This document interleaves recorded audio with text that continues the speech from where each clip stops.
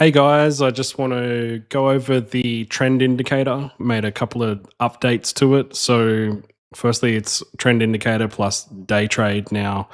You can do a couple of different things with it. So, currently it's on the original setting. And if you go into your settings here, you can click day trade mode, and that'll essentially tighten up the sensitivity essentially for the trend changes. So, we'll go ahead and hit that.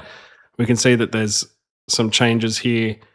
Looking at Palantir on a 1 minute chart, because obviously this is what we're interested in doing with a day trade. So obviously we've got our buy signal down the bottom here, as well as we can see an immediate trend change, and then straight away another trend change. So quickly, short-lived trade, but obviously tells you immediately a direction in a decision you need to make. So you need to be quick to hop in and out, but it depends on the stock, obviously, as well.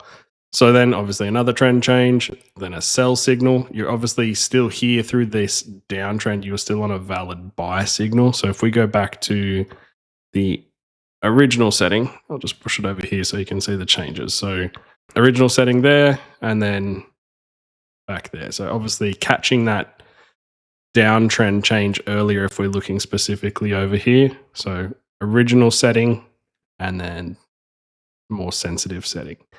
I've also added in the super trend bands, so you can see when it's breaking or if it's within the band. You can also make decisions based on that as well.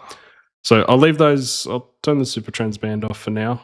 You can have a look at that. Obviously, still make decisions based on your RSI, based on your stochastic, your MACD.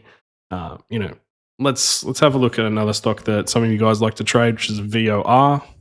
So we can see pretty choppy day, lots of downtrends. And if we were to go to the original setting, we can see it obviously all stayed in a downtrend there. There's obviously some quick moves that you can make if you did want to try and rip off some of those pops on the way down. Totally up to you, obviously. To be honest, this was a bit of a flat day. Let's go back and have a look at some of the other ones. I think it was back here on Tuesday. It was a pretty successful day. So let's go ahead and make this larger here so we can have a look at the day. So we'll turn the day trade mode off. Okay. And you can see here, the first part here, we've obviously had a buy signal here. So you would obviously jump in, and then there was your sell signal to get out. However, if we're in day trade mode, we would jump in on that buy signal. And then when we pull down here, we would get out before the sell signal. So that would be a successful capture trade.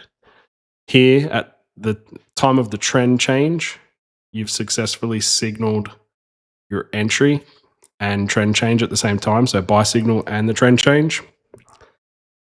And then you did have a downtrend change in there. You would probably have jumped out and then jumped straight back in again if you had it on this setting. But nobody knows which way the direction of that stock is going to go. That's something that you have to make the decision on. Obviously, if you combine it with other signals here, like your MACD moving up and just going positive at that area, combine that your sell signal is still valid, you might have stayed in it.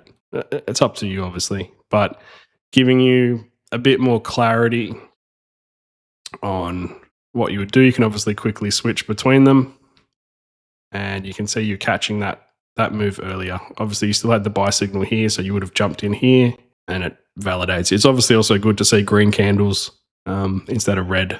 Quite a cool update for you guys wanting to scalp some of those trades out a little bit easier and getting those directional changes sooner, capturing them sooner. Obviously, you do have to filter out some things like this, or make a decision, jump in, jump out.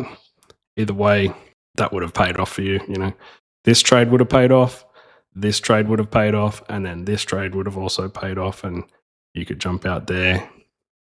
When you get a strong sell signal like this, and then you get another uptrend, buy signal, I should say, quickly soon after, that can be a bit of a warning sign. So if we have a look at that Yeah, you got a bearish divergence there, indicating that you should avoid it. And that's a good thing to obviously jump out of. But you can, obviously, it depends how quick you are. If you're using hotkeys, you can jump in and out. I hope this helps you guys a bit more to scalp a few extra trades out of it. All right. Thanks, guys.